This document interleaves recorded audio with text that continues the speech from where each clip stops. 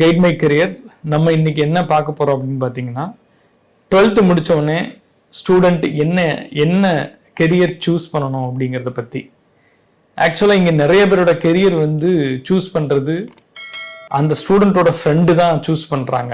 ஏன் அப்படின்னா, அந்த ஃப்ரெண்டு எந்த காலேஜில் சேர்ந்துருக்காரோட அதே காலேஜில் அவரும் சேர்றதுக்காகவும் அதே கோர்ஸை சேர்றதுக்காகவும் தான் நம்ம நிறைய பேர் அதை முயற்சிக்கிறாங்க.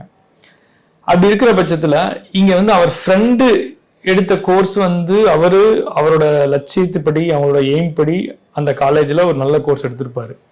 ஆனால் இவர் என்ன பண்ணுவார், ஒரு குரூப்பை ஃபார்ம் பண்ணணும், நம்ம ஃப்ரெண்ட்ஸ் எல்லாம் சேர்ந்து ஒன்றா படிக்கணும், 4 இயர்ஸ் நம்ம ஜாலியாக இருக்கணும் அப்படிங்கிறதுக்காக இவர் ஆல்ரெடி சேர்ந்த ஸ்டூடெண்ட் மற்ற ஸ்டூடெண்ட்ஸ்லாம் நீ இந்த காலேஜ் சேர்ந்துரு, நீ நம்மெல்லாம் ஒன்றா படிக்கலாம் அப்படின்னு சொல்லிட்டு பிரெயின் வாஷ் பண்ணி ஸ்டூடெண்ட்ஸை இழுக்கிறாங்க.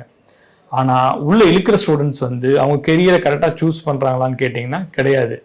அவங்க ஃப்ரெண்டுக்காக அந்த கெரியரை சூஸ் பண்ணுறாங்க, ஜாலியாக இருக்கிறதுக்காக அந்த கெரியரை சூஸ் பண்ணுறாங்க. இது நல்லதா கெட்டதான்னு பார்த்தீங்கன்னா, இது மோஸ்ட் ஆஃப் இது நல்லது கிடையாது. அவங்கவுங்களுக்குன்னு ஒரு கெரியர் இருக்கும், அவங்கவுங்களுக்குன்னு ஒரு இன்ட்ரெஸ்ட் இருக்கும். அதுபடி தான் நீங்கள் உங்கள் கெரியரை சூஸ் பண்ணணும். உங்கள் ஃப்ரெண்டுக்காக நீங்கள் சூஸ் பண்ணக்கூடாது. நல்லா தெரிஞ்சுக்கோங்க, உங்கள் ஃப்ரெண்டு கரெக்டான காலேஜையும் கரெக்டான கோர்ஸையும் சூஸ் பண்ணியிருக்கிறாரு. தப்பான கோர்ஸையும் தப்பான காலேஜையும் சூஸ் பண்ணது நீங்கள் தான். அதை நீங்கள் தெரிஞ்சுக்கங்க. அது தெரியாமல் நாங்கள்லாம் ஒன்றா சேர போகிறோம், ஒன்றா படிக்க போகிறோம் அப்படின்னு சொல்லிட்டு நீங்கள் போய் உங்கள் கெரியரை வேஸ்ட் பண்ணாதீங்க.